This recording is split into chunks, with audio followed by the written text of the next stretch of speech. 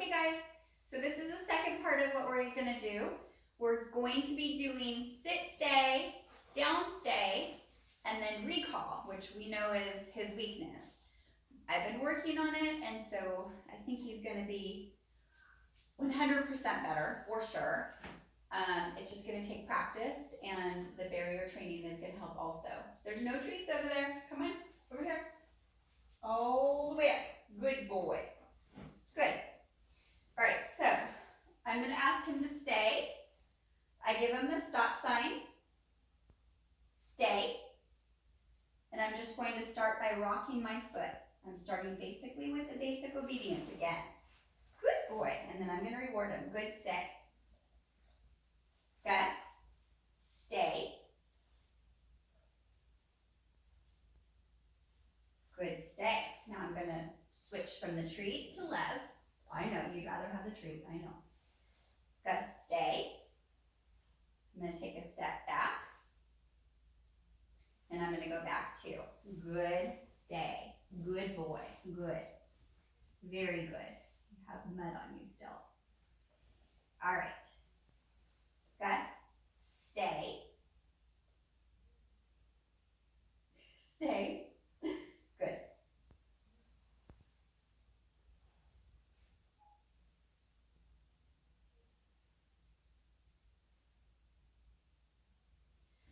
Uh-oh, I didn't say anything. Back, back, back. Back, back, back. Good boy. I'm glad you guys can see that. We're just going to put him back again, and we'll start over again. Stay.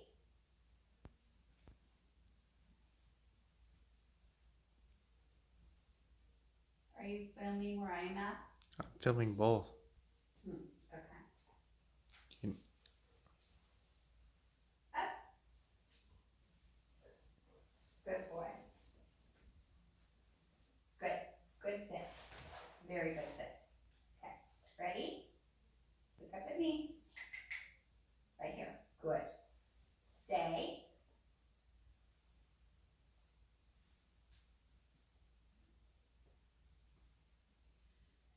Nope. I know you think I'm going to say something, but I'm not. I'm going to actually just take a breath. That's okay. You can learn this, buddy. Come on. Sit. Good boy. Good sit. Okay. Stay. This is a life-saving tool, and I want to make sure he has it. Stay. Okay, good. Good stay. So now I'm going to reward him. I'll give him Lev's good stay. Now I'm just going to prove this more and more and more and more, because I want to make sure that if we tell him to stay, that he stays. Stay.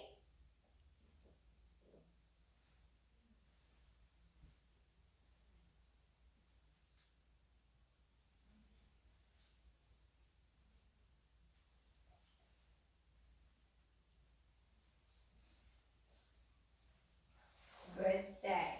Very good boy. Now I'm going to teach him that I can turn and walk away from him and still stay. What do you smell? Stay.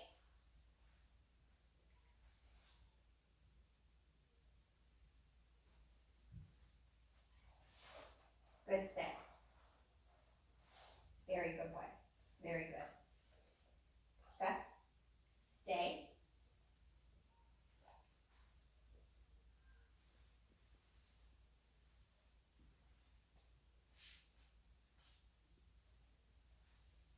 Good boy. Very good stay. Good. That was very good. No. Pino's crying for you. Your girlfriend's crying for you. Okay, ready? Stay. I'm going to turn. I'm going to walk over here. I'm going to go back over here. Back up, baby. Back up. Good boy. Okay, no reward when he gets off. I'm just going to reset him again. Stay. Stay. Good boy. Turning, walking away.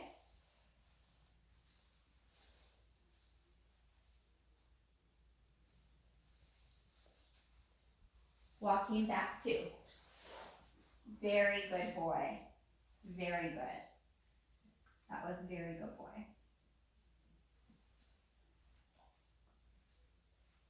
Okay, now, down, down, down. That's my good boy. Stay. Now he knows this word, that I can turn and I can walk away, which is great. And he's still gonna remain there. Goodest boy. Good stay. Good. Very good. Gussie, can you do it down again here? Down, all the way. Good. That is for you. Gus. No. All the way back up. Good boy. I'm not going to give him a treat because he got off of here. So every time he gets off, if you guys notice, I'm just giving him love. And I'm telling him again to stay. And I'll turn and walk away. I'm not rewarding him because he'll figure out, because he's so smart, that if he gets off of the bed, that every time he does and we have to reset him, good boy, that he's going to get a treat. And we all know how much he loves his treats. So you have to avoid giving him treats when you're practicing this with him. All right. Ooh, nice burp. All right, so now we're going to do recall. Off. Good boy. So the way that I start recall, and what I've been doing with him, well, is I just have the short leash on him, and I'll let him walk over there because he really wants something over there, but I'm going to say, Gus, come! And I'm going to give him a tug, and I'm going to pop a treat in his mouth. And then I'm going to walk over here, and I'm going to say, Gus, come! And I'm going to pull, and I'm pulling so that he runs back to me. Good boy. Because I want him, if he hears that word, to run as fast as he can back to you guys. When you're teaching recall, you never want to use the word more than once. So you're just going to say, Gus, come, and you're just going to wait. Good boy, good come, good boy, and reward. Never repeat it, or the dog will believe that the command or the cue for the word for recall is come, come, come, and they won't come to you until that third come. So you just want to use that one time. So he knows it's very clear, one time, and he needs to come running. Sometimes with him, I'll use hustle, hustle. So I'll say come, and then I'll say hustle, hustle, because I want him to run back to me quicker, but that's typically when he's off leash. Right? Right. Sorry. So then we're just going to do this a little bit more, and then I'm going to move on because I've already done a lot of this with him. But we're just going to walk around. And you guys are going to have to practice this with him because he doesn't come to you as quickly as he does to me. But I also have been working on this with him for a long time, even when he was with me with puppy kindergarten. So he comes to me a lot quicker than I think when he's out at the golf course out at Disneyland doing his own thing. So now he's fully engaged in that. Guys, come. So pull, treat, okay? This is at the scruff of his neck, which is the area of the neck that the moms use when they're training their dogs or their puppies. They grab the skin of the neck right here and they do a slight pinch. It's never a bite, it's a pinch at the scruff of the neck, and it's a way that the moms communicate to the puppies. And once the puppies are in that position that they have grabbed their scruff, then they'll say, "Ow, ow, ow," whatever they're saying to the puppy.